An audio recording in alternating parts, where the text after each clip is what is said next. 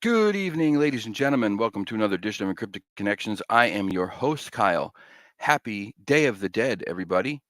Yep, Day of the Dead. Dia de los Muertas. Muertos, muertas. I always get those confused. One's female, one's male. Either way, happy Day of the Dead, everybody. Halloween continues. I just hope we could just stretch it out for the whole year. I'd be one happy guy. Like, let's just continue this Halloween thing throughout the year. We can skip, well, I don't want to say we could skip Thanksgiving because I don't want to miss the food. I am fat after all. And then, Christmas is kind of fun too. But we could just kind of blend them together, maybe. We could have like a Halloween, Thanksgiving mishmash and like a Halloween Christmas mishmash, like some skulls with the snowflakes and whatnot. Yeah, I don't know. That's probably not going to fly, but that was worth a shot anyway. Happy Wednesday. Happy Day of the Dead. How's everybody doing tonight? Thank you for being here. E-Rev, what's up, buddy? How are you? Felicia, welcome. Thank you for your compliment on my nice, wonderful haircut I got prior to the weekend. Don't get too many compliments on my haircut, but that was a good one. Thank you. Odyssey, what's going on? Welcome. Hope, how are you? Welcome. Muertos like Frotos. Yes, that's right. Miss K, welcome. Thank you for being here, guys. So tonight, we're going to continue the Halloween theme. We're going to talk about some paranormal stuff. First, let me bring on my esteemed co-host. You know him as the Deuster. I know him as Dale Earnhardt's doppelganger. Here he is, Mr. Dewey Edwards. How you doing, Kyle? I'm good, buddy. How are you? Doing great. How you been, man? Been doing good. I've had a little. I told you about my little spill I took at the John Bell Cemetery about falling. No, you didn't tell me about that. I didn't tell you about that. No, I was away for the whole weekend, so I was at I took Rick Revel.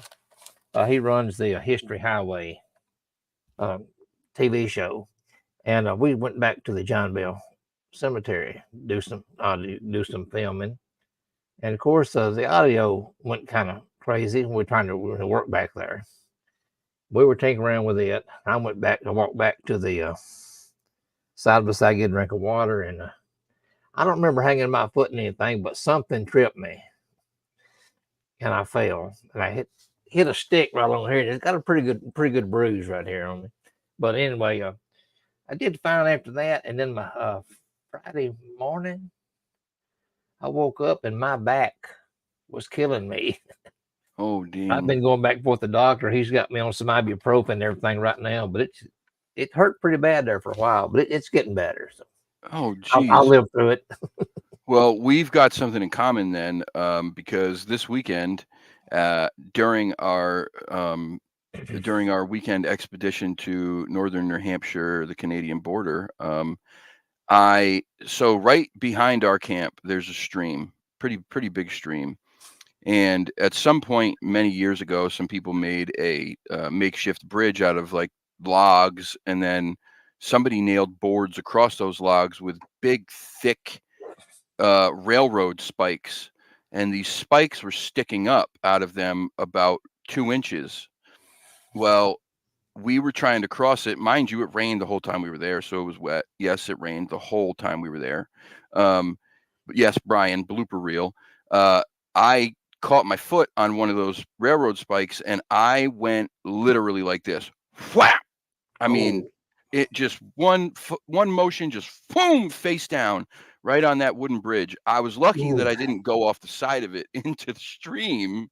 Uh, but yeah, I got a big scratch and a giant bruise on my upper thigh, which felt just wonderful at the time. It was great. I loved it. wow. Yeah. So we got something in common. We're all banged up. We're all banged up. Mikey, what's up, buddy? Welcome. Thank you for tuning in, Mikey from the CARC. Speaking of which, let's bring our guest in. Let's not keep this guy waiting too much longer. Ladies and gentlemen, another member of the CARC, Sean Wagner from the paranormal side of things. Sean, welcome to the show, buddy. Hey, thank you for having me on. Thank you for being here, man. It's my pleasure.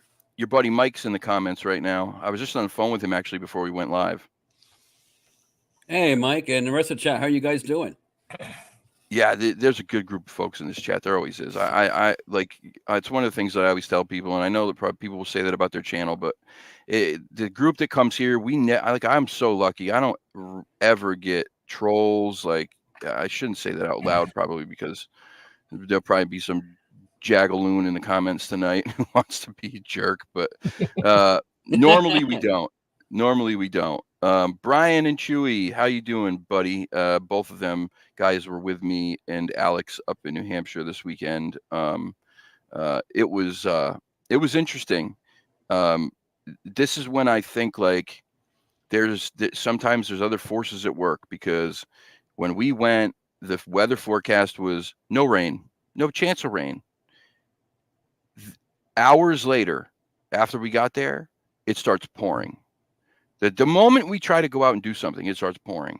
And it was like that the whole weekend.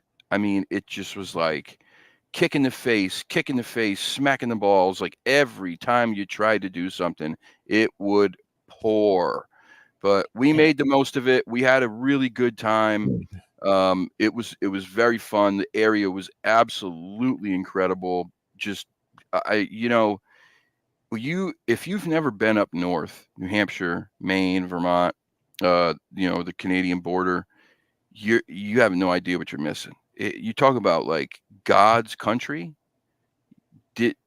When you see what nature has for you up there, if you don't believe that there is something larger at work, I think seeing that beauty in nature up there will make you question it, because I just can't imagine that all of that was created by one single-celled organism a long time ago. It's just hard for me to believe that. Yeah, And I'm not trying to get religious. That's not what I'm doing. I'm just saying that, man, the beauty that this world holds sometimes is just amazing. And that was get there sometime. Oh, dude, it is. I mean, it's remarkable. You're standing there looking around, and there's just mountain ranges surrounding you everywhere, like these giant, giant mountains. Mount Washington is literally up in the clouds. You have the Presidential Mountain Range on one side of you, then these big valleys with rolling hills and big open fields and rivers, and I mean, it's like a painting, man. It's like a painting. It just doesn't even seem real. But we were up there, and we made the best of it. But anyway, enough of that. Let's start this show.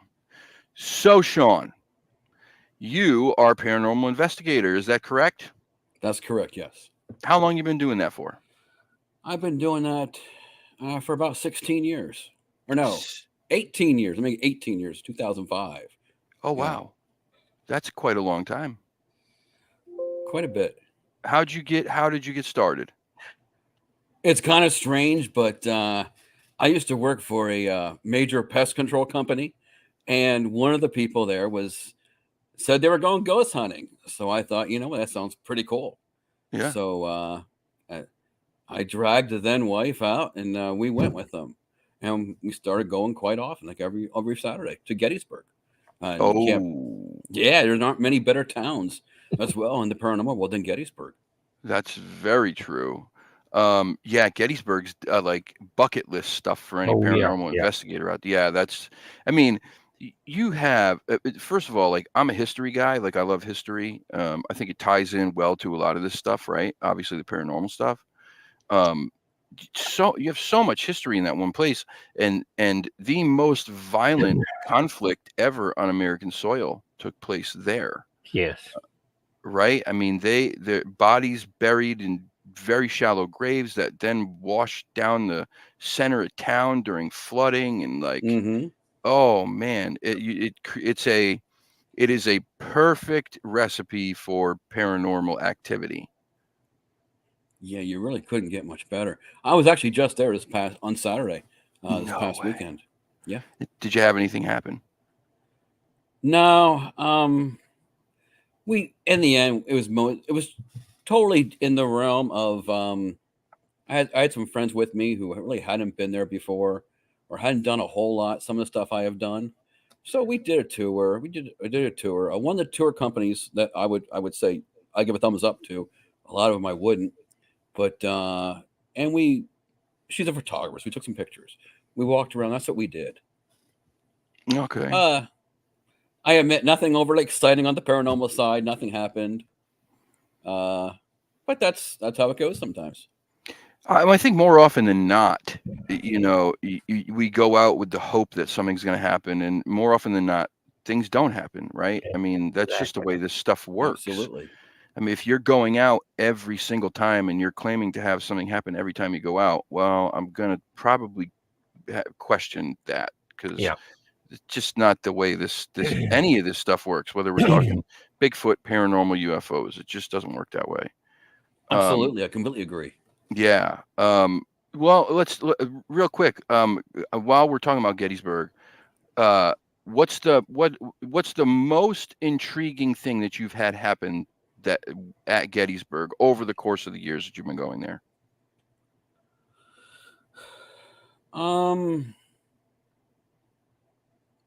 Probably the one thing I can think of at the top of my head anyway. By the way, hey Marla, thank you for tuning in. Evening, Marla. We were in the area of the Rosewoods. We were just doing an EVP session, and somehow we got on the recorder. I'll say what was said. Then I'm gonna say it kind of like we heard it too. Going home, and something was apparently going to go home with us or try to go home with us. And then we said a prayer to stop it. That's one of the more intriguing things I can think of off the top of my head. Whoa. Okay, that's kind Yeah, of creepy. it's Yeah, very creepy. I don't know how I'd feel about that going home. Yeah, you can stay here, buddy. Whatever you are, you're not coming with me. right. And that's what we did. We put a very quick stop to that. We said, "You are not going home with us." Did a prayer in that regards. Yeah. So, is that how you protect yourself against this stuff? I mean, is it as simple as just saying a prayer and like, that's it? I mean, isn't there kind of some caveats in there? Like some of these things don't really care about your prayer. Can some of these things even just go, yeah, too bad, pal. Like we're going to hitch a ride anyway. Sure, they can. But the prayer works. You'd be surprised. It actually is very good at working. Okay. And I just simply say, we generally hold hands at the end. And I might do a little thing at the beginning and try to encourage stuff to come close to us. But I will never encourage it to come into us or anything like that. But come close, stay at like an arm's length away. That's generally what I try to do. I'd say, something to the effect of,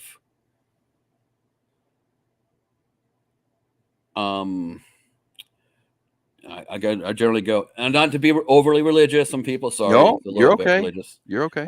Dear Jesus, we are visiting these spirits or entities that might be around us.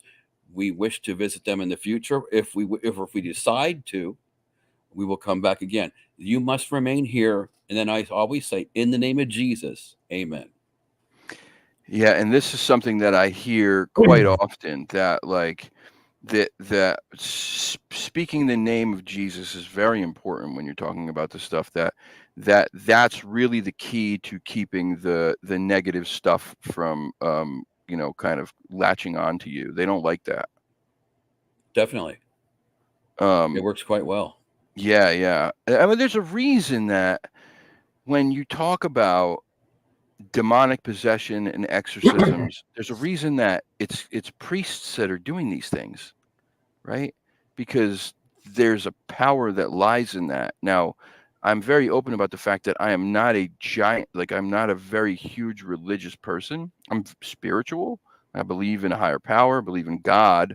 I just don't subscribe to one religion just because it's personal stuff, right? But whatever.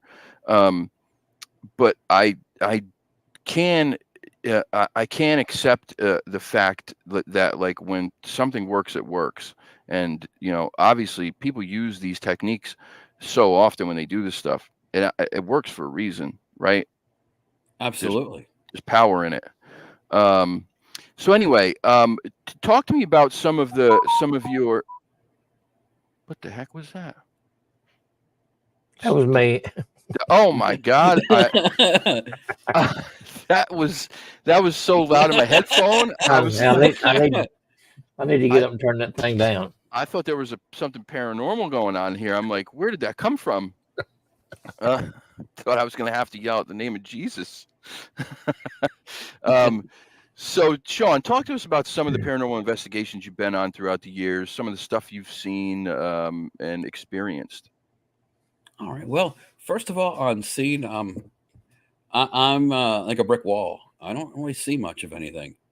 Okay. There might be one time when I thought I saw some kind of like squiggly type of line thing. I kind of think it could be more. That could be more pareidolia, though, is what I definitely believe. I don't really think it was paranormal, although there is one thing I did see. Not an investigation. I used to start. Well, actually, I do start very early still on my job, but I used to start a little bit earlier, 4 o'clock, and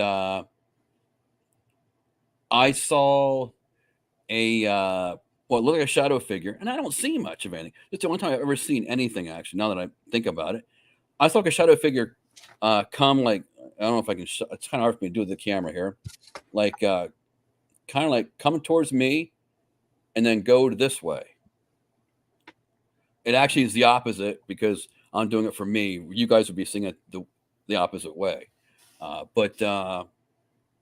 And I was able to debunk it, but my debunking was like constantly blinking my eyes and thinking about it. I wasn't thinking about it, and I wasn't blinking my eyes constantly. So my alternative theory, but normally I don't see anything. I haven't. That's the only thing I've ever seen that I think could have been paranormal. Okay. And then you want to know also about investigations? Yeah. I don't know how good of an answer I have for that, really. Well, I did bring some evidence I've gotten, though. I could certainly play some of that for everybody. Go for it. Yeah. All right. Well, better time to begin. Also, hey, that's Fresh and Pat and Bill Wagner. Hello. All right. Now, what I'm going to a page on YouTube for the founder of the group I was a part of. All right. 1 second here.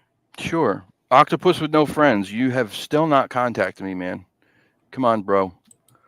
Let's do it. Get it together, man. Get it together. I need someone to go with me to the Lizzie Borden house tomorrow. So. Okay. All right. And okay, let's add. Can I do? Does that bring it up? I might have to share it from here. Maybe you do, yeah, because I don't know if I can share it, if I can bring it up completely. All right, let's see. Yeah, for real, man. I'm going to Lizzie Borden. I'm trying to go to Lizzie Borden house tomorrow. So. Oh, that'd be awesome. If you're in Octopus, oh, that's not what we want. That's not going to work. Nope, that's not going to work. Oh no, for me that's fine because that is my screen right now that I have up. Yeah, but you're trying to play something from that screen, correct? Correct. Yes. Yeah. So you won't be able to do that. All this is just showing that screen, but we can't interact with it. We can't? Maybe you can.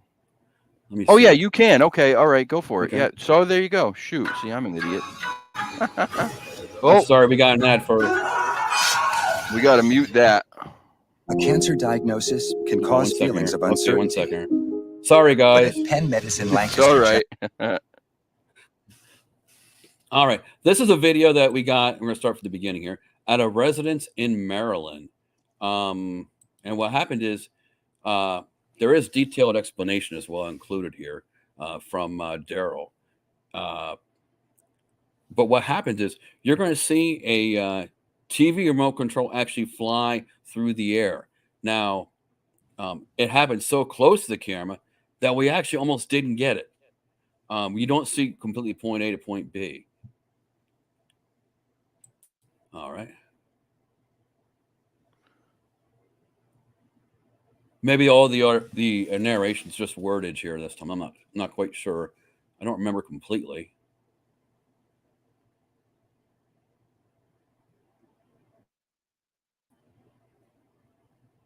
Can you see it okay? Yeah, I'm going to bring it up even bigger here. Okay.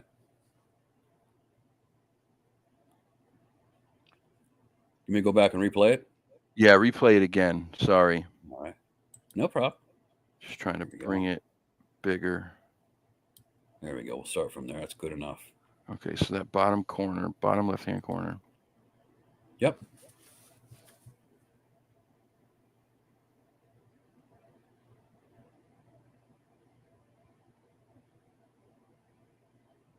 This is very rare, of course, for a paranormal investigation.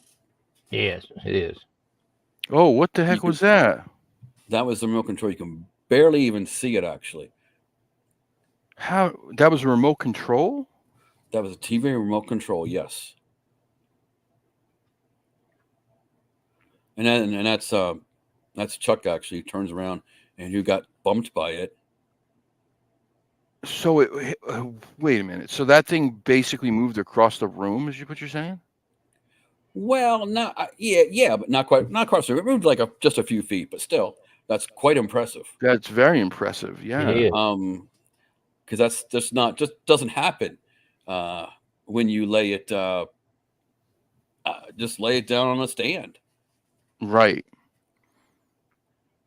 And that's why it's amazing we even caught it. We're so close to not even catching it. Yeah, how close that was to not being in frame whatsoever. Because I'd rather have point A to point B on it. That'd be so much better. But we would. It's something we would never do. Integrity was always number one. Right.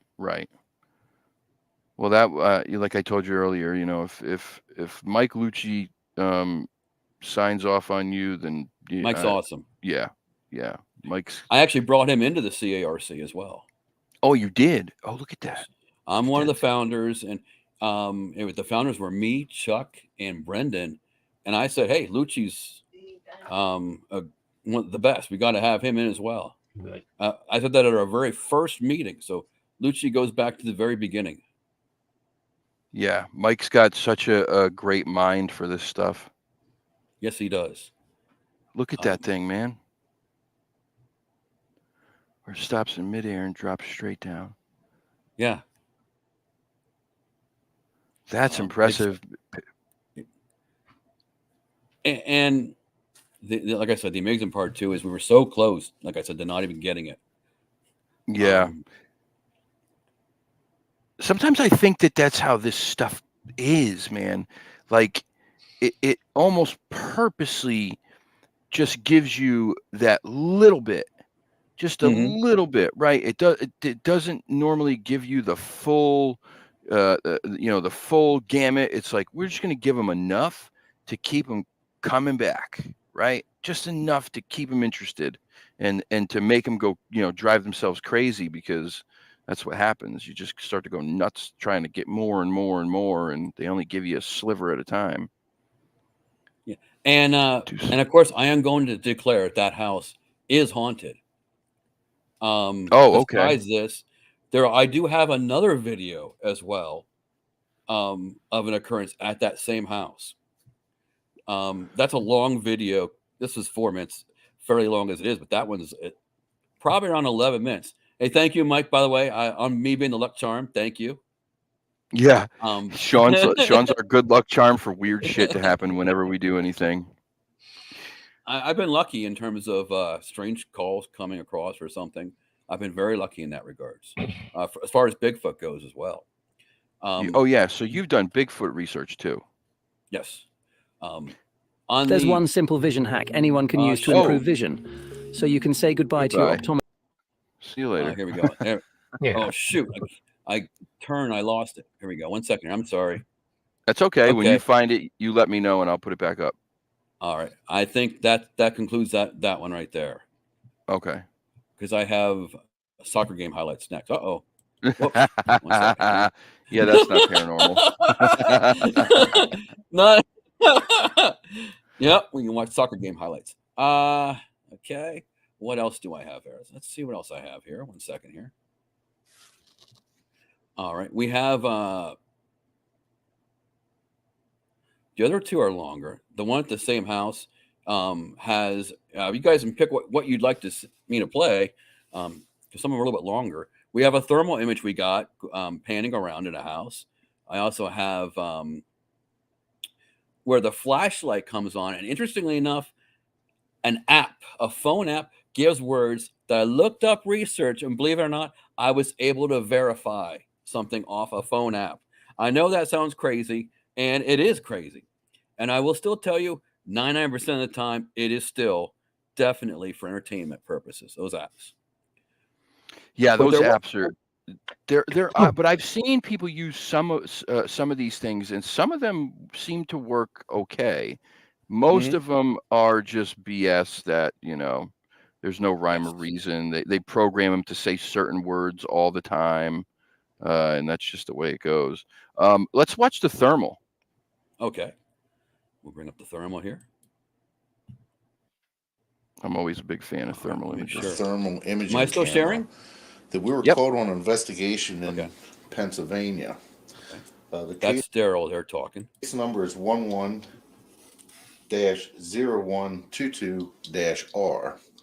To give you a little bit of a background on this investigation, it involves a woman and her son live in this house. Part of the things that are going on in this house, they both see shadows. They hear noises in the house. There's some activity as far as the one claims that they were scratched at one time. And most of the activity goes up. Those two items right there. The one that the bullseye is on. Let's go back a little bit. Here we go. Two different things that we captured on this. At the time that this was taken, there was only 2 investigators from MDPS in the residence. They were the only ones that were in there, besides the bird, of course. Okay, we're going to start this video here, and you're going to see this pans around a little bit to the left here once we get started. Okay, that's the bird there in the bird cage.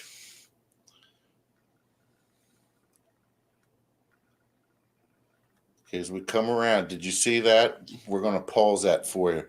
Watch, we're going to back this up. Those 2 items right there, the one that the bullseye is on is a light switch, and there's a light switch adjacent to the left of it. When we back this up, watching that light switch again, you're going to see a thermal hit on that of something that was rather warm, and it moves across that light switch rather quickly. We're going to play it at regular speed. There, did you see that? All right, we're going to back that up again. Now we're going to play it at slow speed. We back that up, and then when we get there, what we're going to do is we're going to try and pause it on there for you. Right there. As you can see, this thermal, you got something hot on the left side and something that appears to be laying down. Mm-hmm. Now, as you can tell, The angle of this, we checked, and it's reflecting off of that light switch going back into the living room area where there's nobody at. At first, we thought it might have been a reflection of our investigator. But then as we determined the angle, when he brought the camera around towards that switch, the angles doesn't match up. He was off to the side of it, which would not reflect back onto him. So now we're going to play it at normal speed. Now that you see that there. He notices that. That's why I kept it on there for a little bit. Now he's going to pan around, back around. And here, that's the back door of the kitchen. Okay.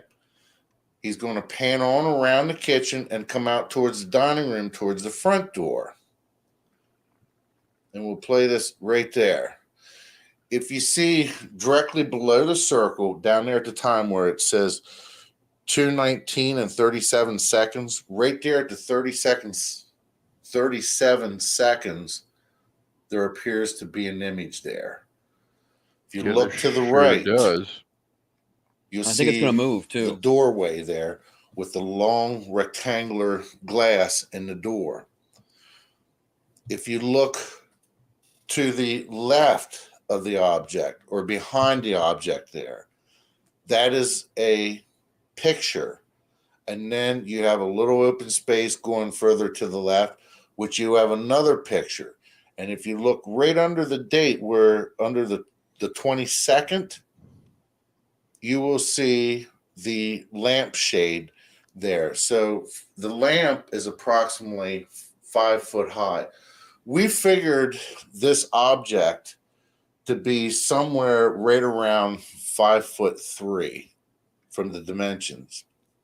Now, at this time, we also had a DVR camera set up in this room, which is off to the left, shooting across the room, and the DVR did not pick nothing up. The DVR also shows there was nothing else in that room. So now what we're going to do is we're going to back this up here. And before we back this up, one thing I want to make note, the operator of the thermal, we were getting ready to switch teams, and he was looking down at the controls of the thermal, trying to shut this off. If he'd have shut this off approximately 2 seconds earlier, we would have never caught this. Yeah, it's amazing how luck plays a role too. Yeah. There, okay. Look at it disappear. Now we're going to play this in slow motion. That is the door right there, the front door. So we're going to play this in a slow speed for you. Okay, pause. Right there. Look how it does resemble a head and a body shape. Look at the temperature of it. Now you can really see the lamp over there behind the date. You can see how cold the door is, the front door. Mm-hmm. Now we're going to play this in slow motion, continue it, and watch how the body there changes in temperature. Oh, yeah. Look at it. Holy crap. Now it goes to white.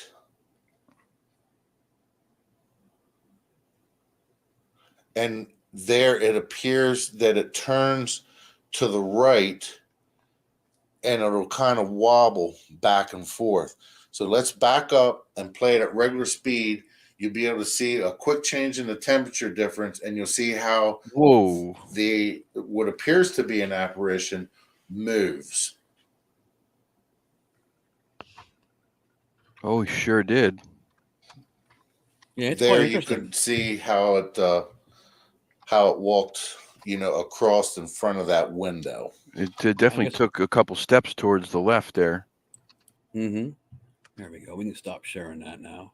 And then it just dissipated, man. It literally just disappeared, slowly just vanished. That's usually what happens, because they usually have just a it's amazing they were able to come forward. I can't think of the exact word, but manifest Right. that well. And then that's just it. It takes so much energy that their appearance is usually very quickly. I do have one other very short video. Would you like to see that as well?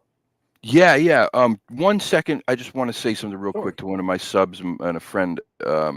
Salty, congratulations, brother. You're going to make a wonderful dad. 10/27, 1:14 a.m., 6 pounds, 7 ounces. He just had his first, is it your first child, correct? Am I wrong? Or I thought you said this was your first, right? And a baby girl. Man, that's amazing, dude. My mom just asked me the other day too. She said, "Did Salty have the baby yet?" And I said, I thought she wasn't due until November, but I guess mothers know, right? She knew somehow that baby was coming. Congratulations, buddy. So happy for you, man. So happy for you, brother. Yeah, congratulations. That's amazing. All right, so let's do this, Sean. What else you got? All right. This is this picture is we're gonna play the beginning of a video from at a bed and breakfast in, of course, Gettysburg. All right. This is only 15 seconds, or actually 14, I guess. You're going to see very simply a very quick burst of light, and no one's in the building at the time. We were on break.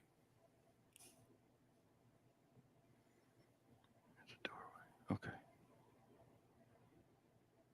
Oh, there we go. that little We'll play right at the bottom of the doorway on the left, correct? Correct. Yeah. Okay. So it's down low, guys. Mm. There it is. Right there. Yeah. We'll do it one more time here. Which could just be some kind of burst of energy. Certainly, it might not even be paranormal related.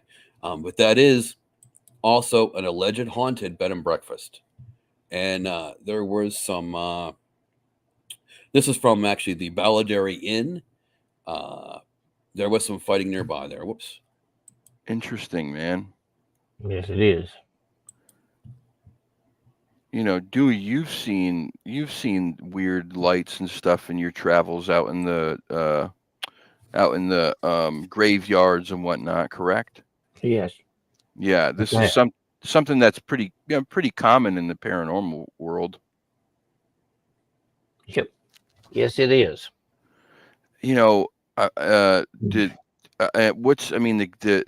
kind of the theories that float around is that like these lights or these orbs is just kind of the energy of the spirit that it's too hard for it to manifest into a full apparition. So this is kind of the way that they travel around, if they want to be seen or whatever, because absolutely. Because I can imagine trying to get enough energy to form a full figure, when you're physically not in a body is probably very difficult.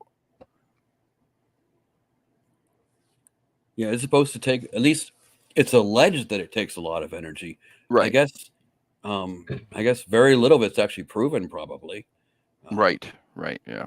As is most of this stuff. There's nothing really absolutely proven.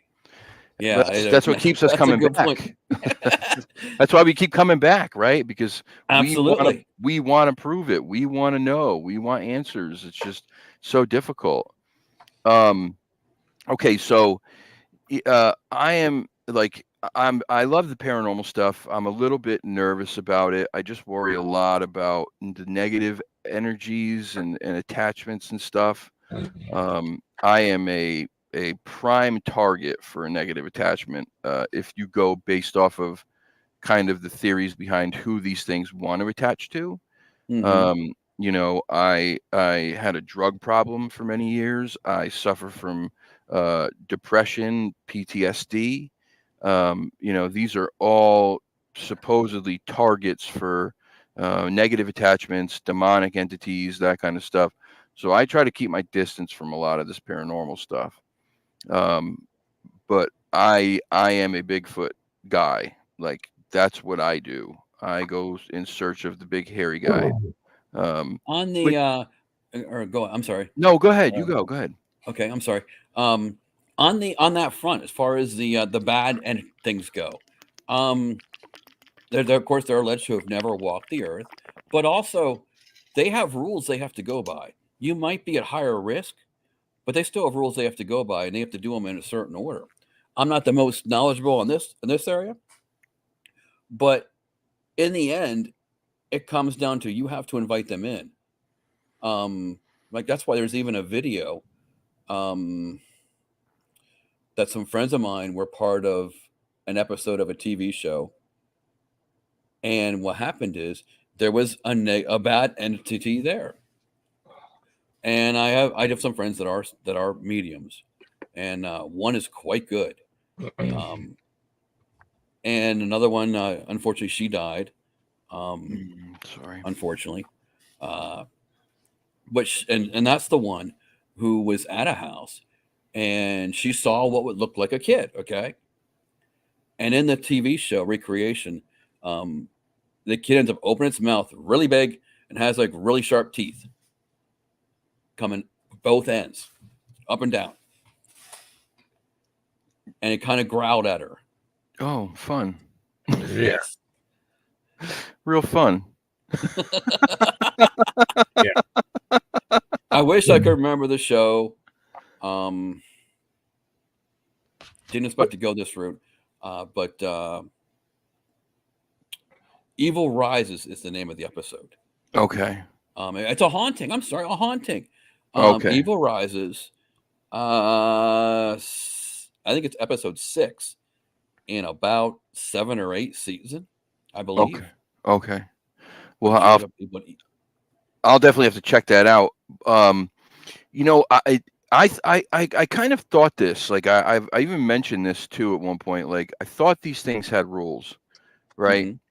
Like I know when Jesus cast Lucifer down to hell, there were rules, right? Lucifer could not kill anybody.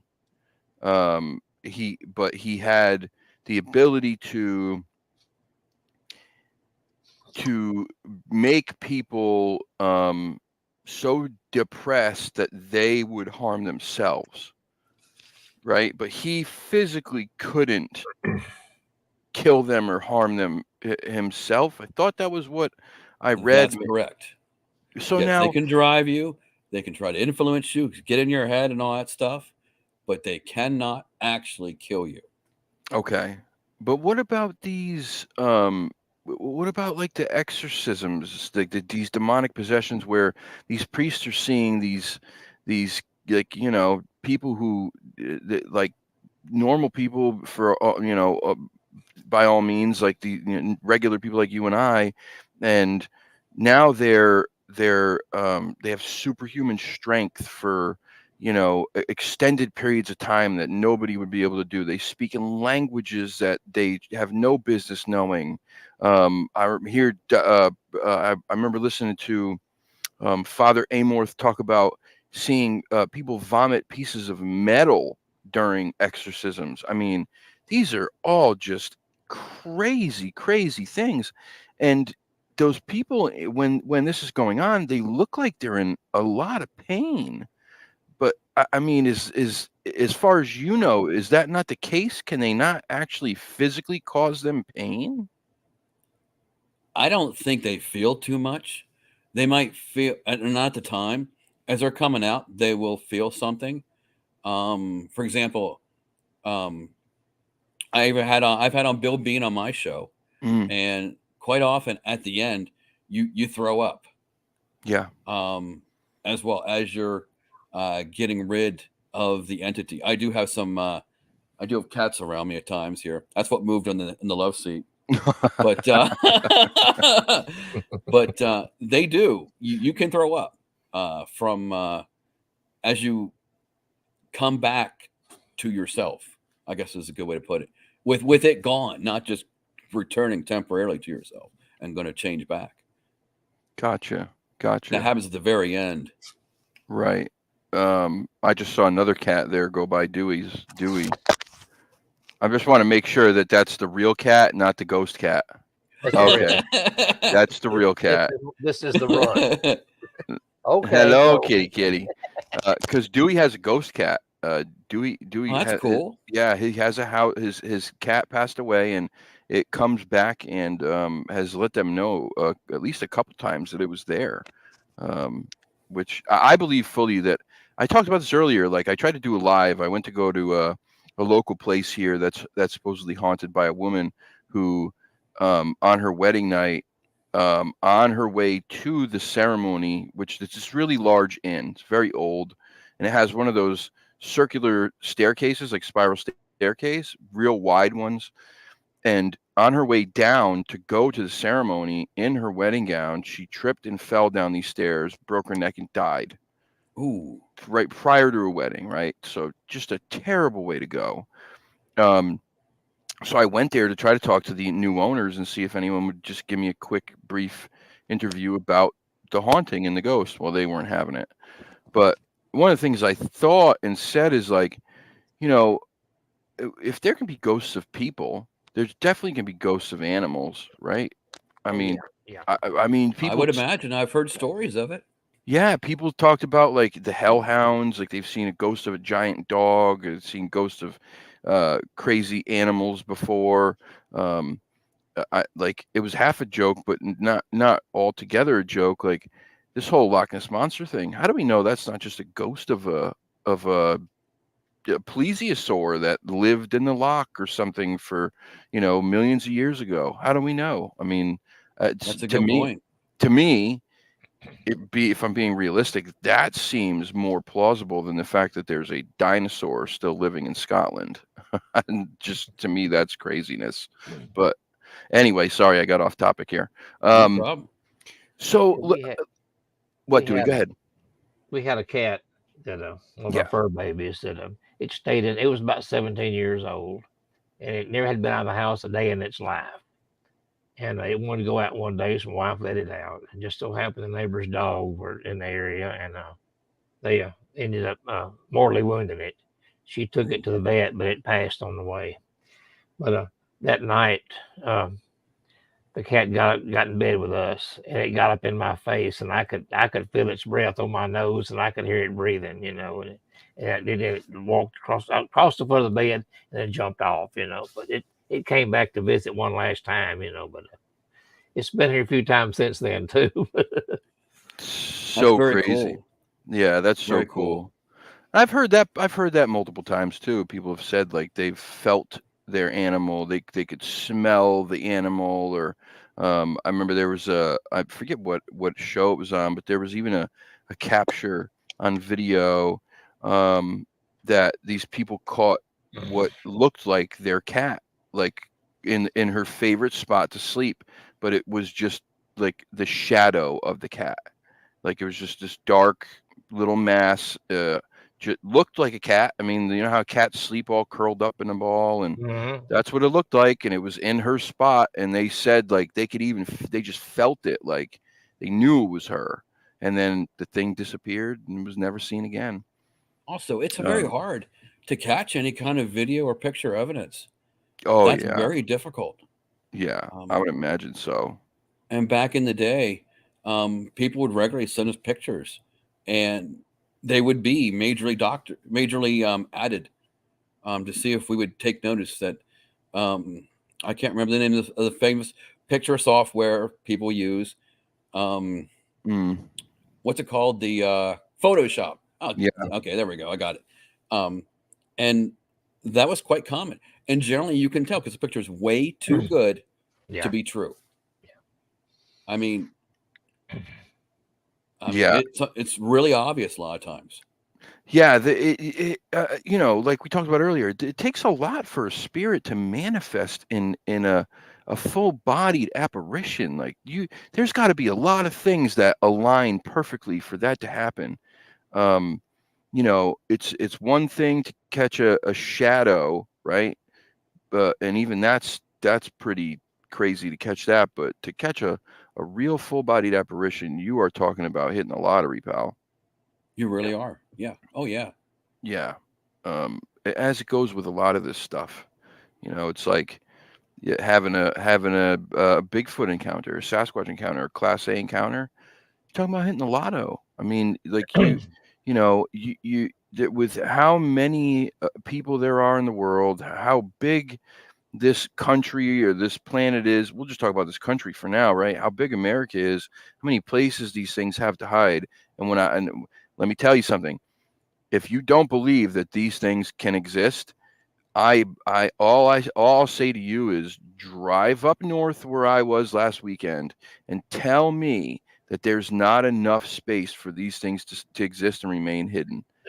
There is plenty.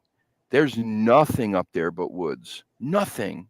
I mean, aside from the random hunting cabin every now and then, or like the local the little town. And when I say town, I mean like literally one stop sign, a post office, a breakfast spot, and place to buy your gas, your hunting equipment, your fishing gear, and that's all in the same store. Like, you know what I'm saying? There's not a lot out there. This is off the grid stuff. So if you don't think these things can survive and live undetected, I promise you there's plenty of space for them too. I definitely agree. And well, that leads me to the howl that I have. We captured that at a very off the wall or out of the way place. And I definitely believe they are pretty much in the thickest of the thick, way out in the middle of nowhere for the vast majority of the part of them. Right. You're not going to catch many close to town, maybe once in a great while. I'm not going to say never for certain, but for the most part, you got to go way out in the woods, way in the woods. Mm-hmm. Yeah. And then it's like, if you're going way out in the woods, there's so much woods around you. Going out there and picking the right area. I mean, unless somebody's like, okay, I've been hunting out here and I go to this spot all the time and there's activity here on a regular basis. Okay, then maybe you got something there. But for the most part, it's a crapshoot. You're taking a guess. You're going, all right, so there was a sighting in around this area 6 years ago. And then there was another sighting a couple years ago, 15 miles down the road. Let's focus on an area in between there. But, these things probably move and traverse all these different paths and who the hell knows, man. It's not an easy thing. I do think that they enjoy I think they like an audience, not a large one, but I think they enjoy having an audience, like to people to mess with at times. Something about their behavior, just like it just tells, it's like, it makes me believe that, okay, these things are messing with people on purpose. I had a guy on not too long ago who had activity at his home and like habitual activity at his home. And they effed with this guy like bad, to the point that like it started to really, really screw with him. He took his kids and he pulled them out of school and moved them from their home into a trailer on his in-laws' property because he was just scared of what might happen next. It's just all very interesting. But let's get to this howl. Let's talk about this. Where were you when this happened? We were in the Allegheny National Forest. Oh, nice. Oh yeah, one of the great places. Probably the best place in Pennsylvania, hands down. Yeah, agreed. I gotta get back. I haven't been back there since, unfortunately. It was the beginning of about the second week in October, 2 years ago. We were probably 10 miles or so west of Bradford. That's a guess, but we were just south of the New York state line. Okay. And ironically, we're on a road aptly named Fire Road, because that's obviously where if there's a fire, heaven forbid, that's of course there aren't many roads going back into the woods like that. So right. I guess. Would you guys like to hear it by chance? Yeah, I would love to hear it. All right. 1 second here while I bring it up. Okay, there we go. This time we won't have the YouTube commercials playing. Okay, let me share the screen here again.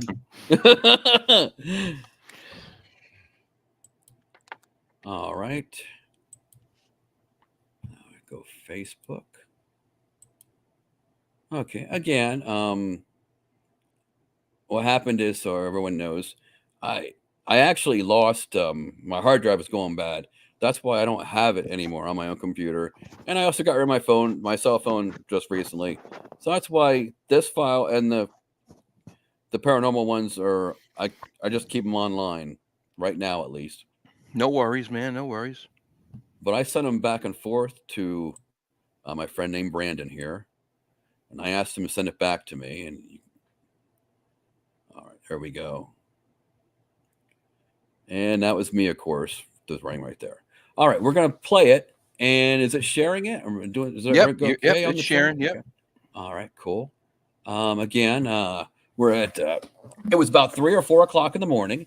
We're deep in the woods. You will hear some rain. The sounds will be beyond the rain. And I guess that's about it, really. I guess we're ready to go. Witching hour, man. That's the time between Definitely 3 and 4. This is only a small segment. We actually heard it off and on for about 30 to 40 minutes. Okay. Here we go. Can you?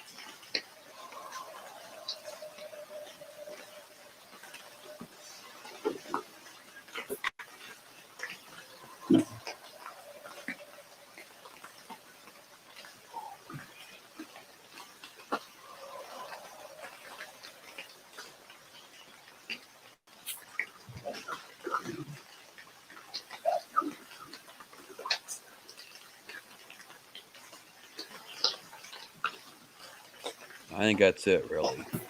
Well, that's crazy, man. Yeah. My light just went out. Stupid thing. You guys able to hear that okay? Oh, yeah. I could hear yeah. it. Yeah. Yeah, very interesting. I mean, that is stereotypical Bigfoot howls. You know, that's not coyotes. That's not, you know, any animal that I know of, at least not in the Northeast. That is certainly something very big and very powerful. Oh, yeah. And we sent it off to David Ellis from the Olympic Project. And he said he's heard sounds like that before. The best part of it is in the Pacific Northwest. Oh, well, there you go. Yeah. And that's about as good as it's going to get as far as strange howls. It's a sign that there's at least something making either an unknown noise that's not supposed to make, or there's something out there that's not supposed to be there. Right, exactly. Yeah, I mean, yeah, David Ellis is the man when it comes to Yes, he is. Sussing out what is real, potential Sasquatch audio and what's regular animals in the area or something that's faked. That's incredible. That place, Allegheny, is it's known for having a ton of Bigfoot activity. Like you said, if not the best place in Pennsylvania to go to find these things, definitely the tip of the spear. I mean, it's one of the best for sure. That Pennsylvania area is what's crazy is like there are a high amount of UFO reports that come out of Pennsylvania. There's I think it's like the fourth or fifth state as far as Bigfoot reports are concerned too? Yes, Chestnut Ridge, also to the south, which would probably be west of Johnstown, is or actually pretty much a little west of Johnstown, pretty much due southwest of Pittsburgh, or maybe a little southwest in that range before you get to the corner, is supposed to be another great spot. Isn't that where that crazy UFO thing happened, right? Wasn't it Chestnut Ridge? Like there was a UFO that landed and could be. I'm not sure where Kecksburg is. You mean Kecksburg, right? Oh, that's what it was. Kecksburg. That's right. Yeah. Kecksburg. That's what it was. Yeah. Where that It whole could be in thing. that area. Yeah, where that UFO landed and these people saw these Sasquatch come, like giving them hell at their farmhouse or whatever, and it came out shooting at them. Or that was a whole nutty story, but that was just crazy. Yeah, interesting, man. That sounds a lot like so many others that I've heard. Right. Just power. There's just so much power in these in those howls. You could tell they're not close by. You could tell it's off in the distance, and yet it's echoing like for such a long way that you're able to pick it up on your recorders. Man, We actually. Oh, go ahead. Oh, wait. no, go ahead. I'm good. Yeah, I'm good. Okay, I'm sorry. We actually had it coming from two different sides too. Oh wow. And what happened is, this is going to sound strange if I tell you the whole story. I was playing calls for the first time, okay? And the amazing part is I bought them from Amazon. The Bigfoot calls? Yes. Yes. Oh man, okay. And it worked. It worked. Well, at least I got a reply back. Now, the other strange thing is, which could have had an impact, the speakers were dry rotted that actually had connected. So the sound would have been off that was going out. And in some ways, I wonder if maybe that's beneficial than perfect sound. Because now I have a speaker that can put out perfect sound at full volume. And we've gotten some stuff, minor stuff, but nothing anywhere near that good. That's very interesting. Yeah. Because you might sound too good, actually. And that was the first time we tried it, was at Allegheny. That's really interesting. Yeah, you're right. I mean, maybe there's something to that. The fact that they were dry rotted, it gave it enough of a noise that they were like, well, that's not those silly humans doing that this time. It's something else. So let's give it an answer. It was right after it's when it started. I don't know if it was replying to us or they were starting something. I don't know. Just a communication between each other, maybe. Yeah. Mm-hmm. You know, it's with this Bigfoot stuff, like there's different thoughts on the calls and whatnot, right? We don't know what these things are saying when they're making calls or when they're making whoops or when they're banging on trees. But what happens, I think, for a lot of us is you get to a point where you're not getting any activity. Nothing else you're doing is working. So you just try anything, right? It just, you just go, well, screw it. Like maybe it'll entice enough interest from these things if I just start hooting and howling that they'll answer back, or they'll come closer to see what the hell is out there making all that racket. What we usually do is we'll play a couple calls, then we let things settle down for about half hour. Then we play more calls. And when we first get to a location, that's what we do as well. We let it settle down for a half hour.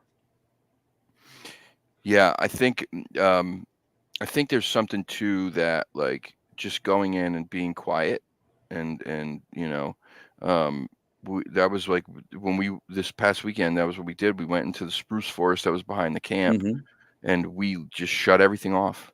We just sat down in the dark, lights off, with the thermal and the night vision, and just, everybody was like, if you see something or hear something, try to just tap each other, like tap on the shoulder instead of making any noise. Yeah, I think there's something to that. I mean, it's all just at the end of the day, it's all just guessing and theory. What's going to work, what's not going to work. Definitely. But I mean, if somebody came to me and told me, hey, I went out in the woods the other day and I blew into a flute 3 times, and then I clapped my hands 4 times, then I did a backflip and a somersault, and 4 Sasquatch came close. Well, guess what? I'm taking a flute. I'm going to learn how to, do a backflip and a somersault again. Because if you said that worked, then I'm going to try it. Damn it. It just, what do you got there? Sean, this is what I bought off Amazon. It's the iHunt Call Blaster. Cool. And you can it comes with 750 game calls with it. Oh, but I use my phone to broadcast them. And anything you connect with Bluetooth to that, you can play anything out in the woods.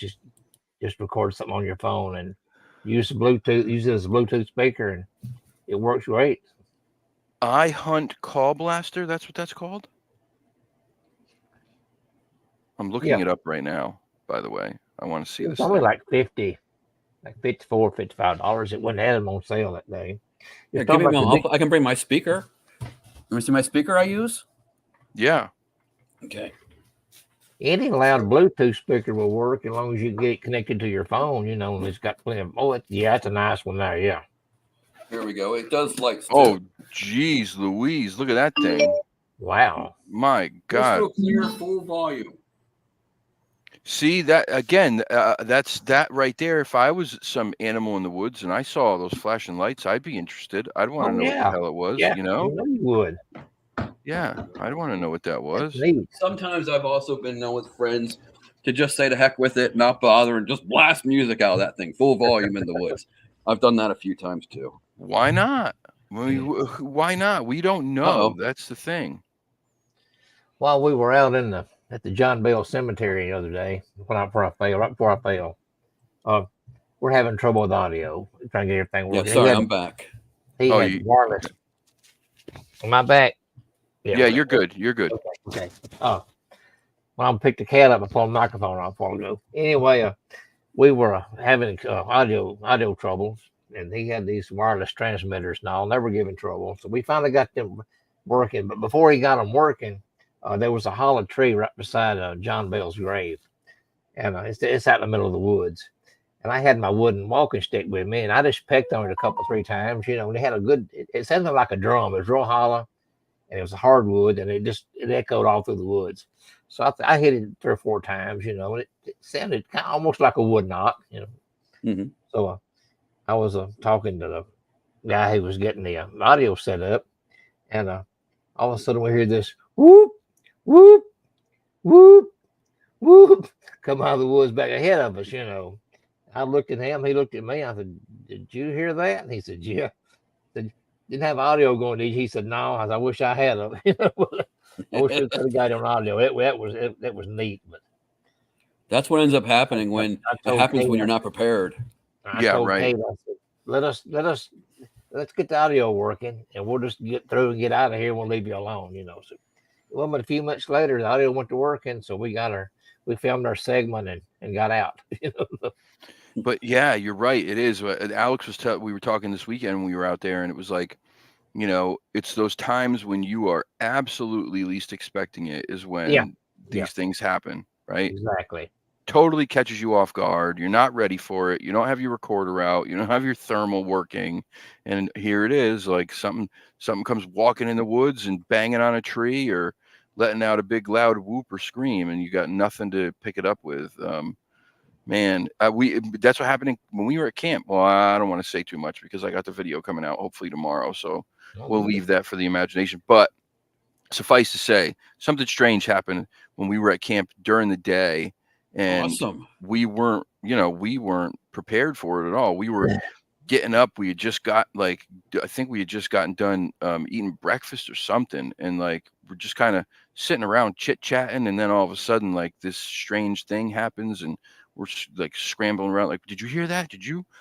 We all heard it, and like, damn it, no recorders running, no nothing, So we didn't catch it, but yeah, interesting stuff. I left a recorder out at this property that I've been investigating. That's been pretty active, and I caught some screams on that thing that like I don't even have any words for it. I played it on the show. I've played it for a bunch of people, and everybody kind of has the same conclusion. Like, that doesn't sound like any animal that we've ever heard. They're so loud, they're so powerful. And when I played them for the owner of the property, he's an elderly man, and he said, "Sounds like Jurassic Park." That was what he said. Wow. He was like, he didn't have anything to compare it to, so he just said, "Sounds like Jurassic Park." But I mean, it sounds ape-ish to me, and it's doggone loud, man. And there's just 3 of them, just 3 right in sequence, one after another, and then that's it. It goes dead silent after that for the rest of the night. Nothing. But prior to those screams, there was 2 very loud wood knocks, and then something earlier in the night literally picked up the recorder out of a dead tree stump. You can hear it, lift it up, fiddle with it, and then when I went back to get the recorder, it was not in the tree stump. It was on the ground about 4 feet away. Ow. Oh, wow. Yeah. Interesting, right? Very interesting. And what makes it even more interesting is that there was a clear 7 impression trackway right there. Oh, that'd Yeah. be awesome. Yeah. So that was about the most, like, that's the best stuff that I've ever caught so far. This place though is it's different, man. It's really different. It's not like any place that I've been yet. They seem to be very brazen. They don't. It's almost like they thrive off of you being there. It's not like these other places that I've gone where they try to keep their distance as much as they can. These ones seem to be the opposite. They seem to, like, when you get there, that's when they get going. Like, it charges them up or something. It's weird. It's very weird. Oh, that'd be awesome. Yeah, I'm hoping to get more. Like, I'm hoping to get some people down there. It's tricky because, like, with this stuff, like, I'm sure at some point, like, you've probably talked to people or come across this, like, if you have people have encounters, one of the things that happens is people are so apprehensive to talk about them because they're afraid of what people are going to say, what they're going to think. They're worried about their job, their career, their standing in the community. Are they going to be looked at as crazy? And so that's kind of the issue that I have here, is like this couple who's lived there for so long, and prior to that, the gentleman's family owned this property for generations, so their name is synonymous with this town. And he's afraid that if people find out that, like, he thinks he has Bigfoot on his property, that, like, something bad's going to happen. He's going to be looked at as a kook, and he's going to lose his friends. And this is the problem. Like, he wants you to be very careful with it. So up to this point, it's been, like, tricky trying to do this investigating there without making them feel like they're being exploited, kind of, Certainly, yeah. But it's just interesting stuff. Would you say that's the best evidence you've had so far, is those howls? Or is there stuff that's happened, like, while you're out in the field that that's made you go, "Oh man, that was kind of crazy"? There's been a couple of things that occurred that were a little crazy, but nothing at all like that, and I can semi maybe debunk a little bit. I did hear a whoop at Michaud State Forest in southern Pennsylvania, and I was setting up my camera at the time, and I ended up swearing because it wasn't going so well. And that was it. And I recently found there's a chance it was a barred owl. I don't know. I gotta look into that possibility. And there was one thing that doesn't completely make sense no matter how I look at it. I can use the owl part, but there was a beginning sound. Also in Michaud, near a spot where I actually go camping a lot. It seems like it's out of the way, like nothing would happen there now, but I heard like the beginning of the roar type sound, and then it goes off of to the great horn, like similar to this. Like, I'm gonna try to interpret it. I have been a little sick, so it's not gonna sound very good. But here we go. Like ooh ooh ooh. It's kind of like very similar to that. Now, I asked one guy.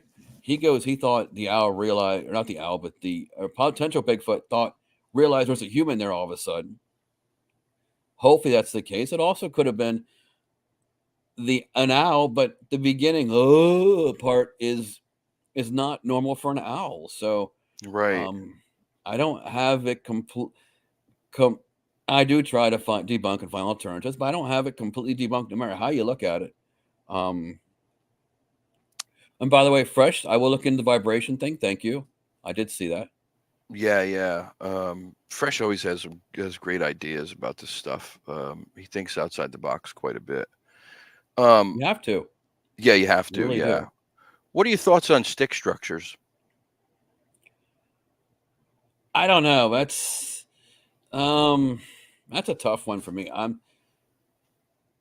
I can see both ways. I shot a video in which we had a participant say it had to be, I think, for a baby squatch, which we later were able to debunk that it was storm related, could have caused them to a bunch of sticks and wood to pile up at that location in the end. But that was very small. Some of the bigger things you see, possibly people are fooling around just doing it for the heck of it.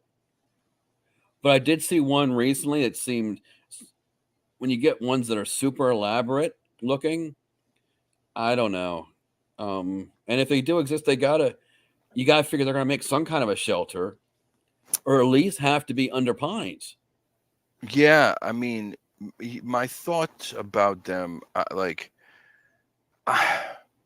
it's tricky. I know that it's very tricky because people can do these things. Yes. I don't think they do all of them. I don't think people can be blamed for all of it. Some of the ones, and I was talking to Mike about this earlier, some of the things that I've seen as far as structures go, the placement of them, the time it would take to make them, it seems outside the realm of possibility that a human would have that time to be out in the woods to create these things. And why would they do that so far away from any beaten path? Like, I'm talking, I've seen a couple of these things in the thickest of thick, like nothing. There's nobody in nothing, miles into the woods off the trail. And a couple of them were made with full size trees. I'm talking like 3 or 4 trees shoved up in another tree to create. This wasn't like a structure that you would stay in. This was more like a very strange, like asterisk type of thing, like way up in a tree. And I'm trying to move the trees that are stuffed in this tree. And I'm like, these things got to weigh 400 pounds, 500 pounds each. Like, how the hell did this happen? Like, I don't know how that's possible. I get that. Yeah. Like, I understand that it's very, very tricky. You can't put a ton into it because there's just too many ifs, but man, I don't know. I if they're intelligent, and I would bet just about anything that these things are very intelligent. They don't have to be. You have to be. You would have to be To elude Yeah. as much discovery as what we've had of them, official discovery. They'd have to be super intelligent. Yeah, they would absolutely have to be very intelligent. Yeah. With that being said, this damn light, man, come on. With that being said, being intelligent, they would want to create things, because that's what, when you have that type of intelligence, even chimpanzees create things, right?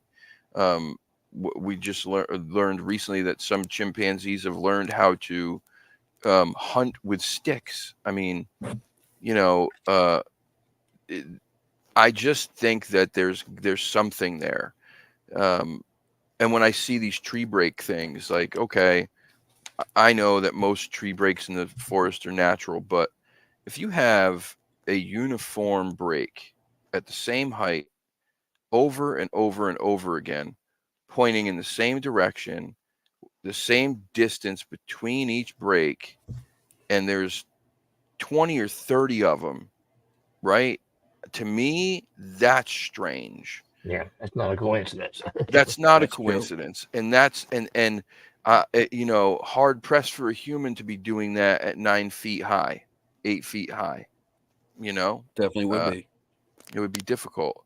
So I think I think personally that they, whether they have some kind of communication system with this stuff, or they build it for shelter, or they build it as hunting blinds, I don't know. But I think that they do stuff with these trees out there.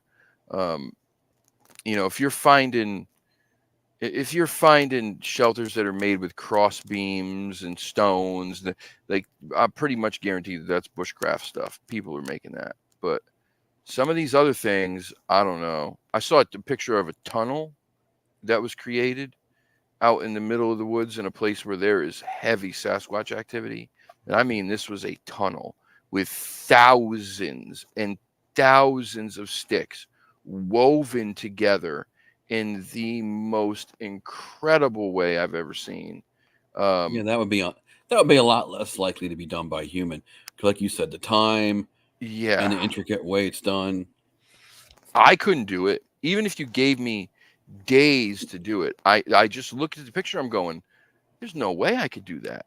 There's absolutely no way. I would not know how to manipulate those things the proper way to create something like that. But something that lives in the woods every moment of its life probably has a much better grasp on how to do that stuff. But would make sense. That's just me. What do you think they are?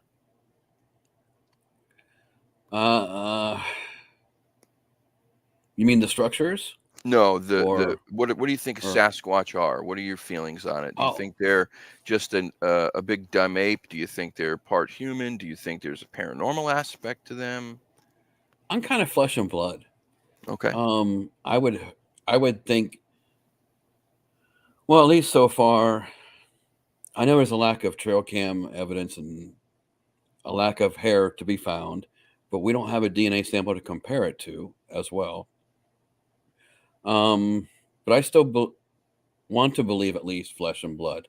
Although I'm open-minded. If something comes out tomorrow that they're aliens or alien-related, paranormal-wise, that's perfectly fine. I have no problem with that. But right now, I'm still totally flesh and blood. Yeah, I don't know how I feel. Like, I don't think that they're aliens, and I don't think that they're paranormal, but there's just some things to me that don't make any sense naturally. Like, I don't know, when you start talking about like people having these encounters with them and seeing the orbs at the same time, that's really strange stuff. Excuse me. Or people like hearing them close by, but they can't see anything. Like there's nothing. To me, that's just, it's strange. I understand that there's probably some they probably have some great camouflaging ability, but you're still talking about a 8 to 10 foot creature, maybe taller. I don't know. There's been reports of them being even taller than that, but and it's just difficult, man. It's it's a double-edged sword, basically, really, when it comes down to it. Because it's like, there's plenty of place for them to hide, but then you have these areas and pockets where the activity seems to be really high, and people have, pretty regular activity in certain spots, and yet they can't see these things ever. They don't even see a shadow. It's interesting. It's frustrating, really, is what it is. Very frustrating. Maybe more, Octopus says there may be more magical, more spiritual, more connected to the natural spiritual world.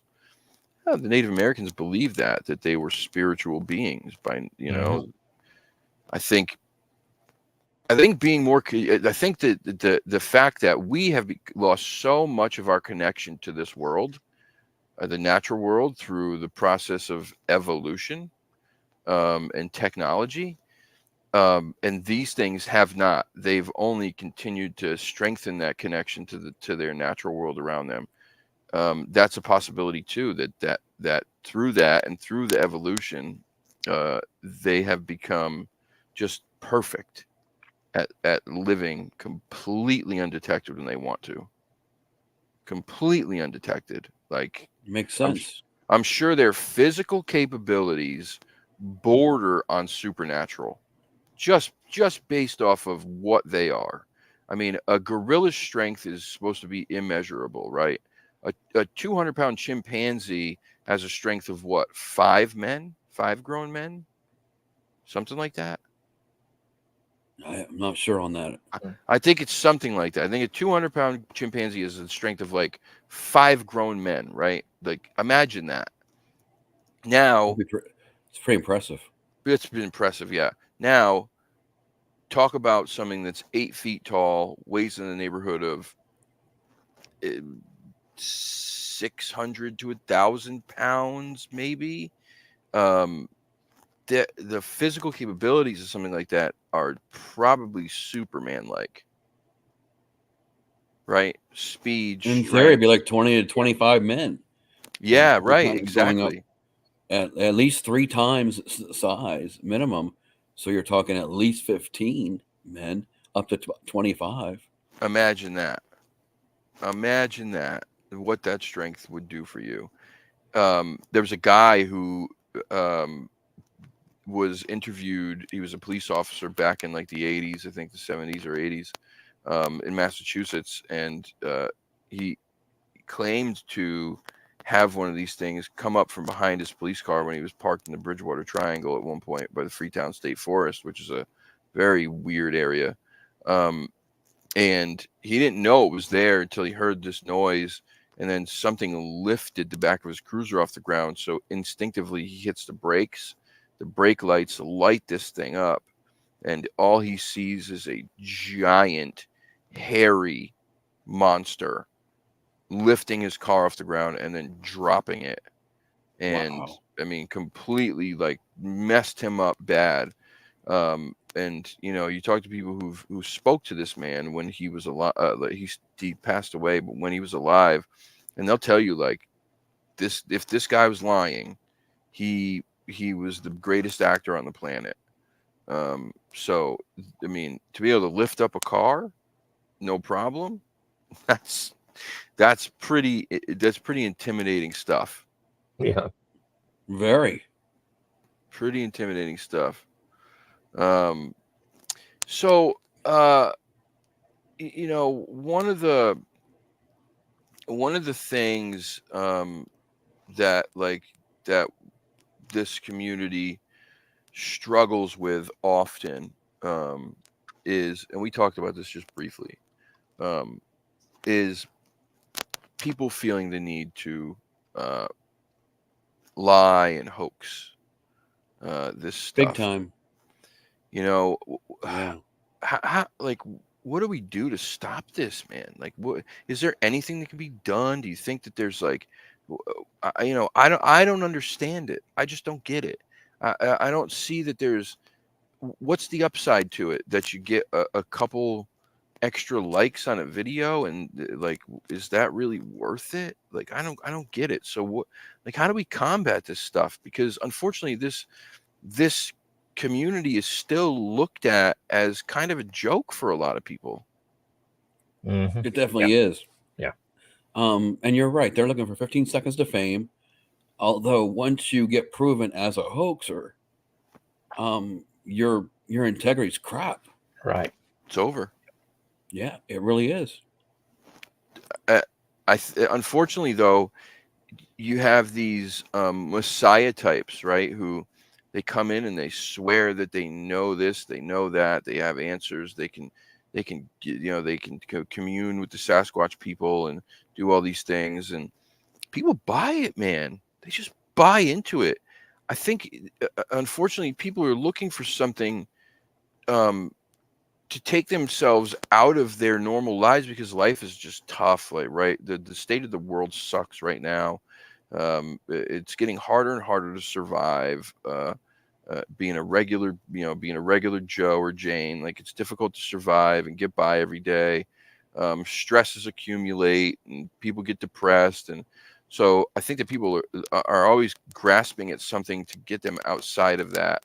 And when there's something so fanciful and extraordinary like Sasquatch, it gives them one of those things. It's like, oh, how, like, let me just grab onto this, for all it's worth. And they follow these people. Sadly, they just jump in and then don't, whether they do their due diligence or not, for some reason these people still get followers. I mean, I'm not going to mention names, but there's channels out there right now that are known hoaxers in the community, but they still have 40,000 subs. They still get amazing. Yeah, they still get 10,000 views on every video. It's just nuts.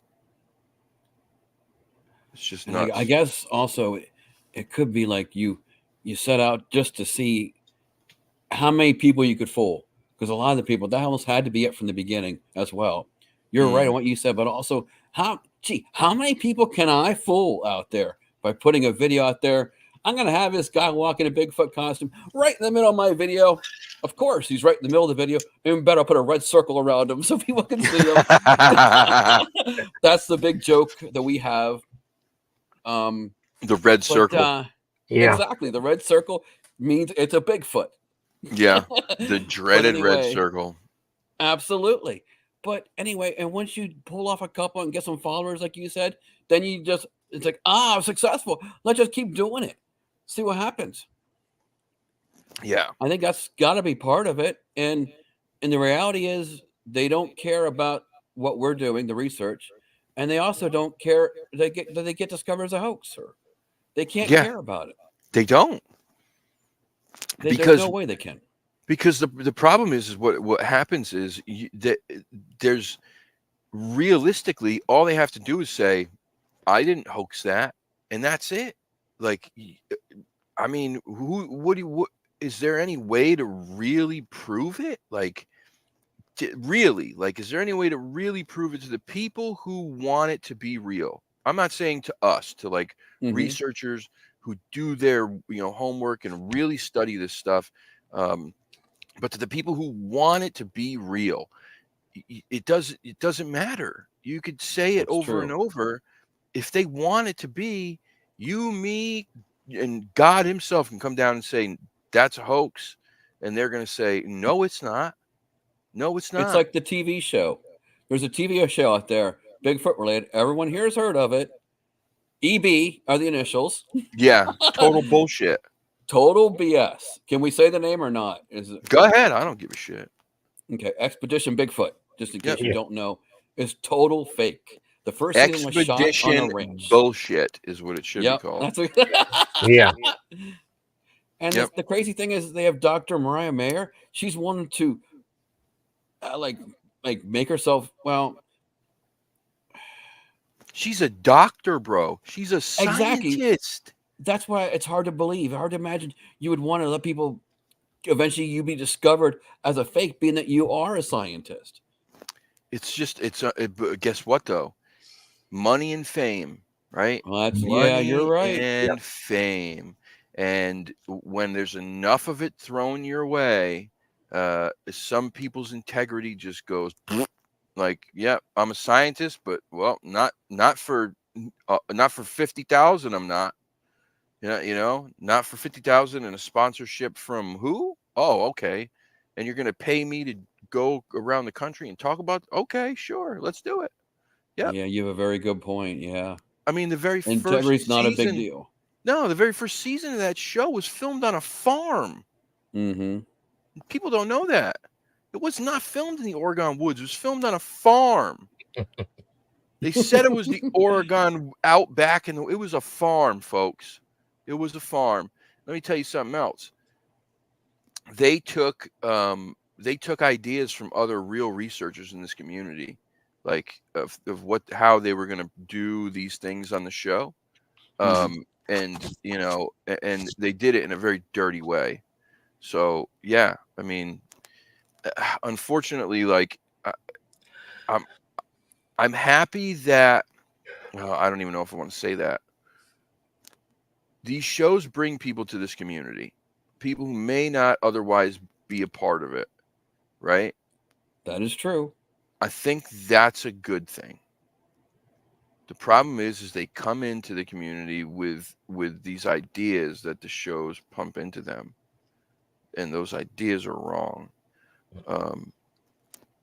Finding Bigfoot gets a lot of flack, but one thing I know for certain from Bobo and Cliff's mouth, Bobo and Cliff are researchers. They are real researchers in this topic. They are not some run-of-the-mill goofballs. Like, they made Bobo, he wanted him to play this kind of character. Bobo's a very smart guy. I believe that.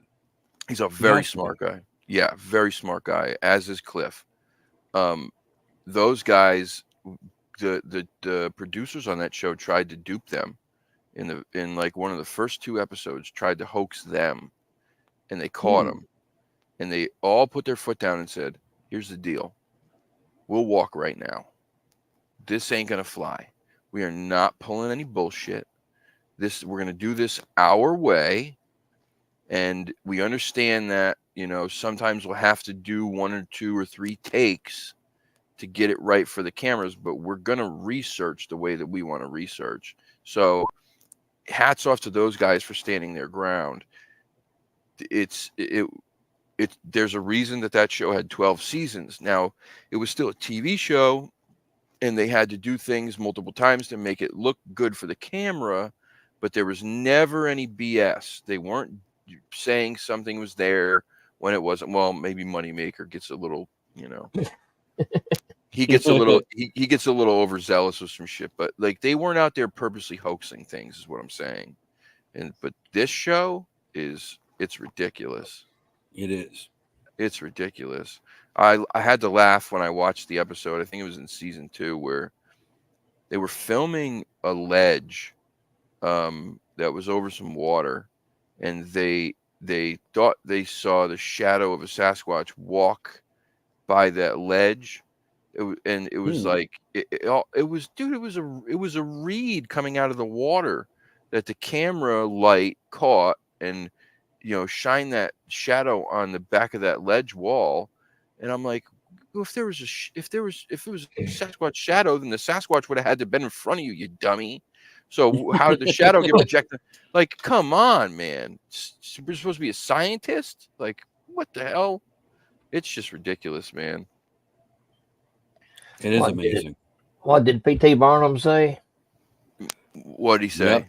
There's one born every minute. Sucker born every minute. That's right. Yep. Yeah, great quote. Yeah, it is a great quote. I forgot that was him who said that. Fresh says, is it easier to fool someone or harder to convince them they're being fooled? That's a very good question, actually. I think it goes back to that whole thing. It's like, if you want it to be real, it's going to be real to you. I mean, that's just the bottom line, right? If somebody wants to be real bad enough, they're going to believe in just about anything. It's Makes sad. sense. People become so jaded, but for good reason. There's so many obvious lies and manipulations at all levels in our lives. Yes, that's right, Bernie. You are very, very right. And you know, I don't know. That's why I said to you, Sean, ahead of the show, and I mean it. I'm trying to have people on the show that I know are doing this the correct way. They're not out Thank there. you. Yeah, they're not out there sensationalizing anything. Look, here's the deal. Like, I go out and investigate. If I get something, I get something. If I don't, I don't. Sometimes my videos will be boring. Sometimes my live streams will suck. And I have a lot of boring videos. Yeah. right? Me too. Me Right. too. But that's the reality of this. Yeah, exactly. That's if you are Absolutely. looking for real researchers, you have to accept the fact that you're not going to get video after video after video that's going to be like, oh my God, you know, Sasquatch just flung poo at me again. You know what I'm saying? Like, you're not going to get that every video. It's just not the way it Definitely is. not. We were going to take a ghost tour in Gatlinburg one year. I got to reading up on the paperwork on it, and it says, "I guarantee you to see a ghost." And I thought, no, yeah, it's been planted if that's the case, you know. How the hell are you going to guarantee me yeah. that? Yeah, exactly. Ridiculous. Yeah. There's no way. No, you start flinging words around like that. Guarantee. Yeah. I have the answers, like that kind of stuff. Then that's immediately where I go. Yeah. Click. Click. Next channel, please. Yeah. Click. You guarantee they won't be getting my money. That's right. Yeah, exactly. Yeah. Well, I used to do tours in Gettysburg, and I know who to avoid. Yeah. And one of the tour companies down there who's still in operation, they said to a friend of mine who worked for him at the time, that they wanted him to run a wires at Sachs Covered Bridge. For anyone who knows about Gettysburg, that's the haunted covered bridge that was along the retreat lines of the Confederacy. And they wanted to do that. He would not do that. He goes, rightfully so. The place is haunted enough. You don't have to do that. But the owners of the business wanted him to do that. Yeah. I won't say what tour company it is. No, I won't get do it. that. But no, again, I'm not. Well, besides expedition bullshit, I'm not gonna sit here and throw names out and trash people because it's just not what I'm about. But I am about trying to spread the truth here. And the truth is that this is not easy. This is it's fun. I love doing it. I love being out in nature. Thank God, right? Yeah, because yeah. otherwise, very great. Yeah, if you don't love being out in nature, then or going to cool abandoned places and stuff like that, then this will drive you nuts very quickly. Yeah. You know, thank God that I do enjoy those things, because otherwise, like this would make me like mad. It would make me mad. I would go nuts. It's Bernie's right. We're looking for a needle in a haystack. Yeah, definitely. Oh yeah. And yep, Hope, you're right. She can guarantee that I will always have snacks when out and about. I will. I will always have snacks. Yeah, I will always have snacks when out and about. You have to. Yeah, let me find me a tore up by a Bigfoot or something, but I won't be hungry. You know what I mean? That's right. Yeah. And Bigfoot will sure find out what Pop-Tarts are all about if he takes me down, because guarantee those are in my pouch. Stitchwitch and I are going to LBL probably Friday morning just to kind of cruise around and check everything out. We hadn't been back in a while, so. Oh yeah, we'll make an appearance down there, I think. Aren't you hooking up with Seth too? I'll be hooking up with Seth in the morning. We're going to the Mantell crash site. Oh, nice. And we're doing the ground penetrating radar. Oh, He's sweet. going to film that for the documentary. So that's Very I think cool. 9:30 in the morning. So. Indeed, very cool. Yeah, Dewey's working on the are you familiar with the Mantell crash? No. He was a pilot back in the 40s, right, Dewey? Yeah, he was actually a World War II pilot. He joined the Kentucky Air National Guard. He was as a captain, and he crashed his plane in Franklin, chasing a UFO. Yeah. Oh. So yeah, he was in a P-51 Mustang that would travel over 450 miles per hour, and he couldn't catch the weather balloon. Yeah, the weather balloon. I was watching that kind of stuff recently on. I'll give on a. You can I say the channel I watched it on? Yeah, on if it's a good Story Television. That's on, and I get on a local channel, one of the other channels of one of the locals, Mm-hmm. and I've been watching that. Yeah, and they had about the aliens, and the military going after them, and at times being like shot down. Yeah. Mm-hmm. Yeah. So this was like the very first account of anything like that happening. Right. It occurred 6 months after Roswell. Yeah. Almost the day. That is supposed to be the first case that Project Blue Book picked up. Yeah. After what's his name came in charge of it, but. So Dewey's writing a book and doing a documentary on this whole case because he feels, and like I agree with him, that this man, number one, he sent the rest of his squadron back to get fully loaded with weapons and ammo in their planes. What were his words to them? He asked for hot guns. Yeah, he asked for hot guns. Yeah. So he sent them back so they could come back heavy.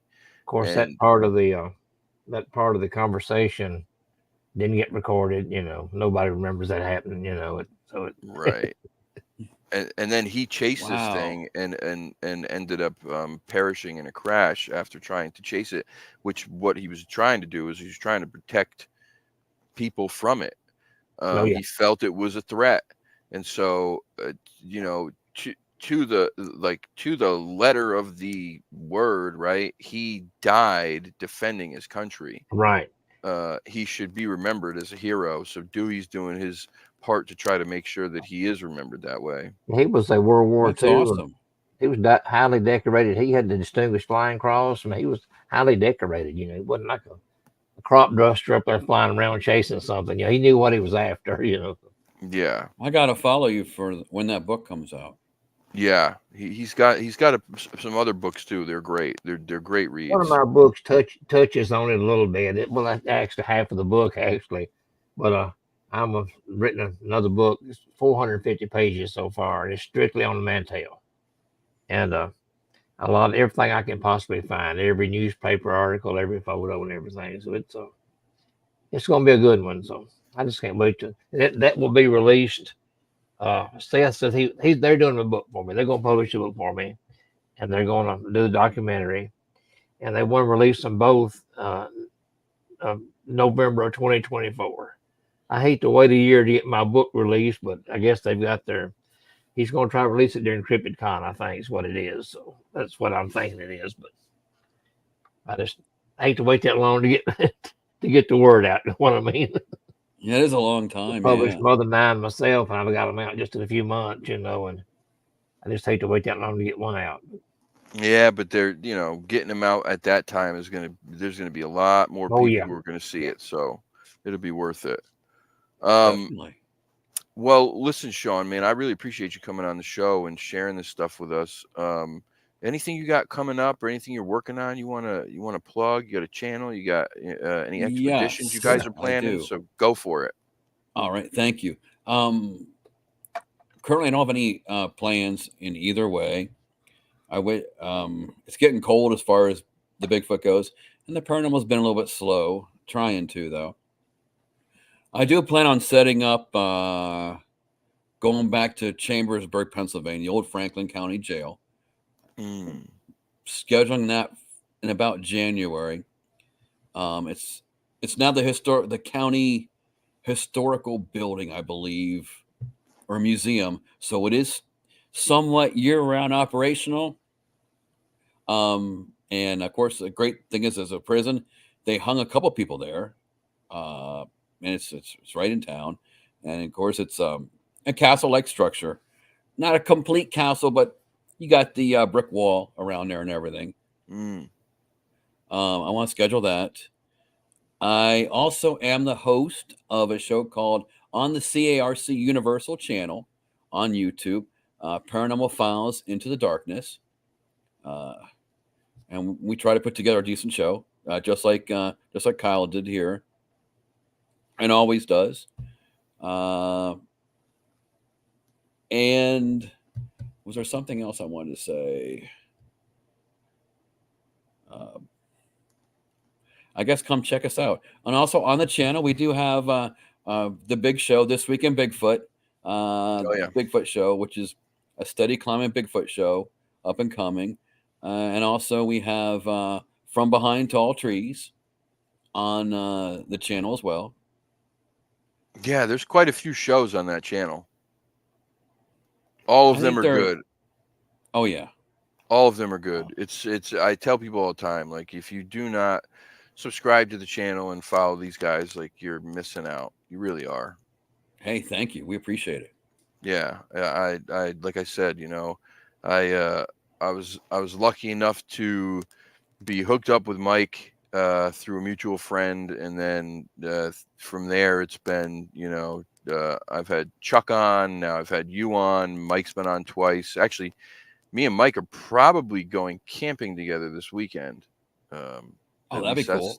That's the plan. We're trying to squeeze it in before the cold weather comes. You know how that goes, man. Oh yeah, that's my last weekend. My decision pretty much was try to schedule a last-second camping trip or go to Gettysburg. Yeah, that's what the decision really was. Yeah, one of my friends had some kind of doctor's appointment Saturday morning, or actually, I guess it was Friday in the end. It turned out, so it would not have been easy for her to do it, I guess. So in the end, it ended up being just a trip to Gettysburg. Hey man, Gettysburg is better than most places, dude. Oh, definitely. Definitely. It's a great place. Especially close to Halloween, right? Yes. Yeah. Yes. We saw a Ghostbuster. I forgot to try to stop him and interview him. We should have tried to do that looking back on it. I got to give him credit. The Proton Pack had power, had lights on in the back of it and everything. I was like, wow, that's quite impressive. Oh, that's great. I didn't see the Ecto-1 or nothing from Mystery Inc. I didn't see the what's it called? The what they call it in the Mystery Inc. That van.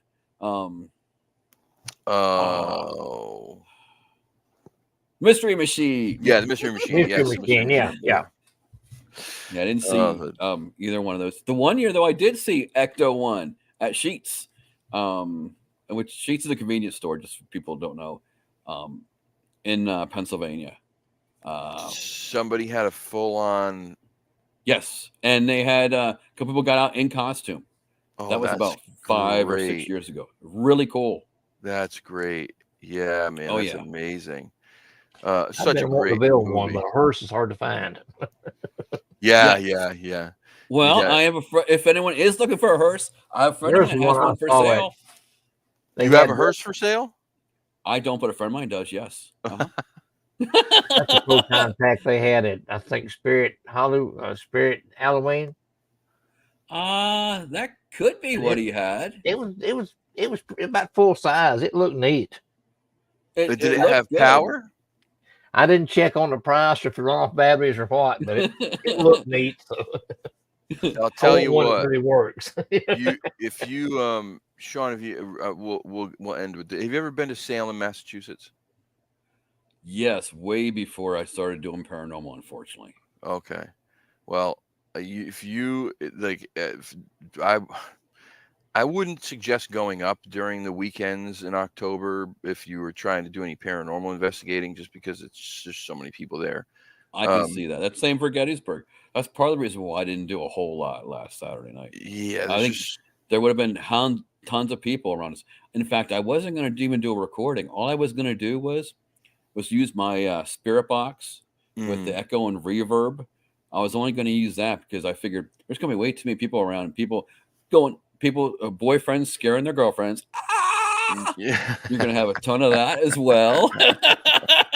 Yeah, And, for sure. Yeah, that's. Well, if you ever wanted to go,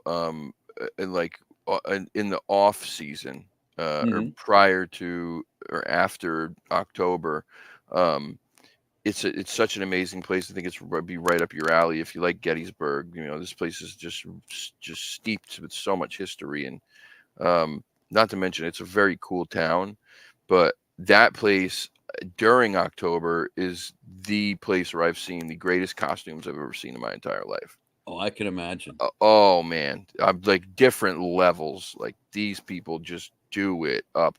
I would imagine that some of those people spend thousands on their costumes. Like, holy crap! I saw Maleficent. You know Maleficent? Mm-hmm.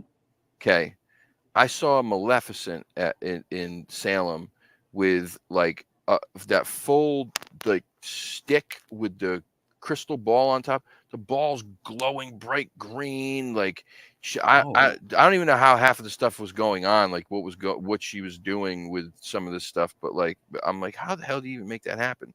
But yeah, people go all out up there. That was the first place I ever saw Ghostbusters costume with actually a full proton pack. That's why I brought it up, actually. But anyway, honestly, I want to get back there.